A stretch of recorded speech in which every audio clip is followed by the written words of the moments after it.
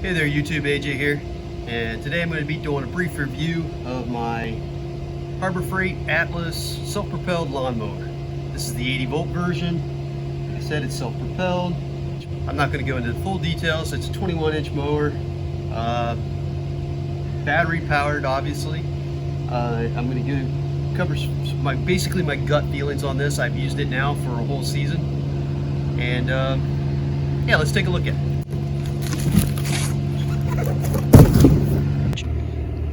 Okay, first look at it, you can see that it folds down, which is nice for storage. You can also stand it up and store it against the wall, which is a feature I really like. It's lightweight. Looking at the undercarriage here, looks like pretty much every mower except for it's got a brushless motor in here. After a season, my blades are fairly well dinged up. I have a very rocky part of my yard. My yard is about 3/4 of an acre. Part of that is very flat. Part of that is on like a 30-degree slope, which is very rocky. So that's probably where most of these dings came from, is eating the rocks down in the bottom on my hill. And I will say, when I got this, the blades weren't super sharp to begin with. I did not sharpen them. It cut pretty well without sharpening them, but you know, I'll definitely be sharpening those back up for the next season and making them sharper than they were. So pretty straightforward underneath. I'm going to go over a few things I like and don't like about the mower. Like I said, I do like that it folds up like that. The raising mechanism for the handle, it gets a little sticky, and when gravity is holding the handle down, it makes it hard, so I can't one-hand that. So basically, you normally have to relieve the pressure on the handle, pull this little orange handle out, turn it 90 degrees. Do the same thing on the other side, and then it'll raise to the mowing position. Then you turn it back. It's got 3 position setting for your height here,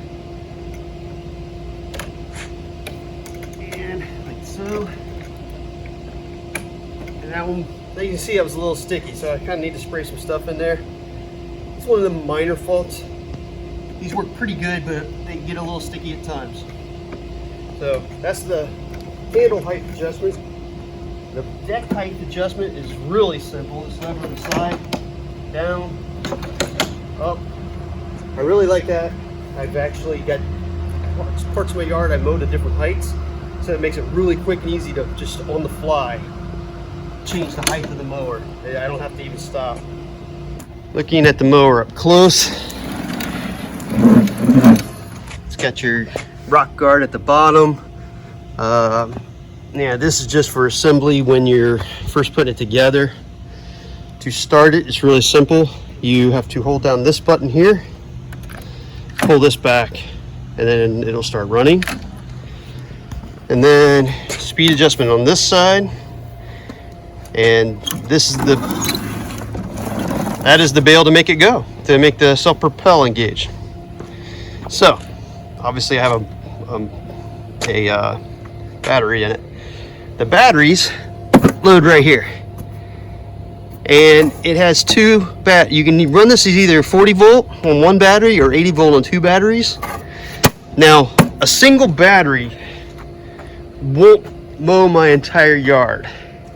If the yard is not too deep and I don't engage the self-propel a lot, I can get probably 85 to 90% of my yard mowed on 1 battery. If the yard is deep or wet and it's taking more power on the battery,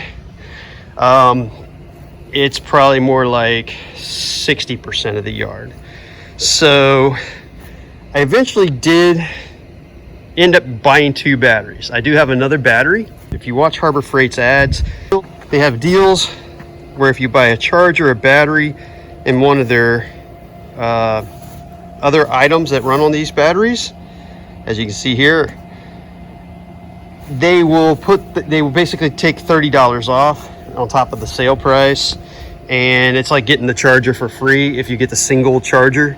I've got 2 of the single chargers. I did not get one of the dual chargers. I didn't see a point of that, because I also bought another Atlas device to get when I bought my second battery.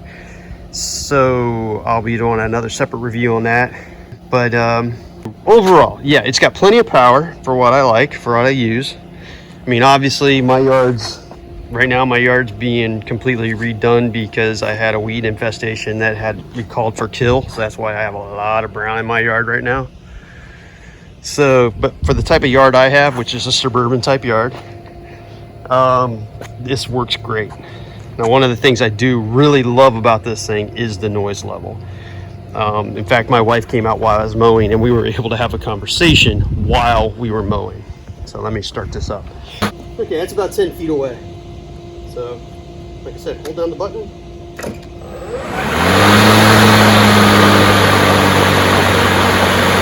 That's the noise level.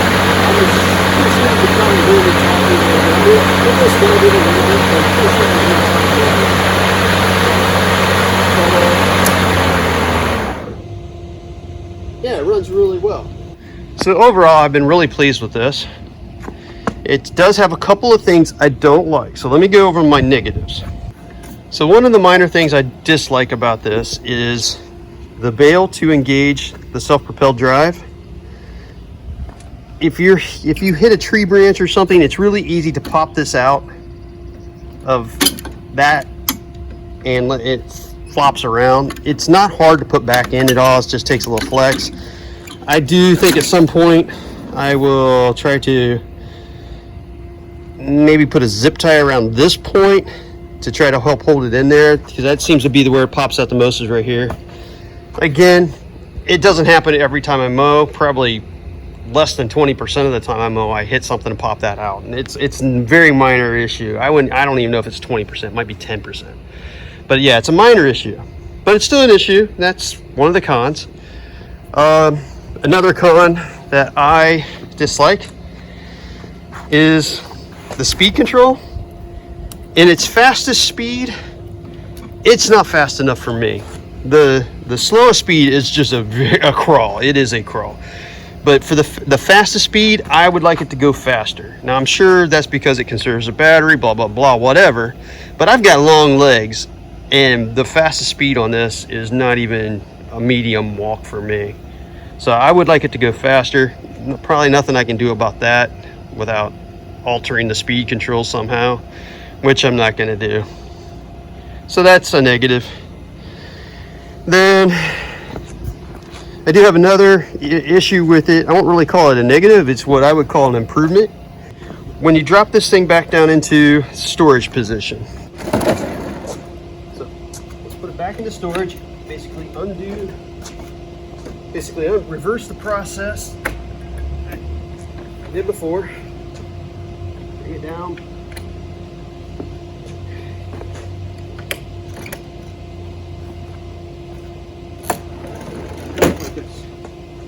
I feel on the deck right here, there should be a handle built into this for moving it around, where you could just lift it and put it up against the wall or whatever. So I wish they had a handle here. I'll show you what I'm talking about. So, you know, there's the mower like this coming into the deck. I wish I had a handle like right in this area that I could lift up on to move it around. I think that would be a very handy little feature. Now, they say not to hang the mower. I don't see a reason why you couldn't personally. In fact, I'm probably going to make brackets for it, just that for myself. I'm going to mount hooks to come into these points here on the axle and hang it. I think it'll be fine. Maybe I'm wrong. We'll find out. I won't hang it off the ground very high. Basically, the hooks will be there just to hold it upright. As you can see, when it stands on its own, it tilts back a little bit. So, and you can either, like what I'm currently doing is putting some wood under these points here to keep it level and upright against the wall. But what I'm thinking about doing is putting some hooks where the bottom wheels still support the weight, and the hooks basically just hold it up against the wall. So I'm not going to be putting any weight on that axle the way I'm planning on doing it. But anyway, I think the handle would be a huge improvement personally. Now when you look at the battery itself, it's your typical lithium battery. I do like it has a, I don't know if this will show up, but we'll try it. It has a button to give you a test to power, how much power it has. It has a key in here to completely disconnect the power. If you have little kids or something, you don't want them screwing around with it, you don't want to risk anything, you can yank that out and you can't start the mower with that. Overall fit and finish, the mower's pretty good. It's got a couple places I feel it's feels a little cheaper. And particularly these handles here, these feel a little on the cheaper side to me. That could be better, but in general, I think it's pretty good.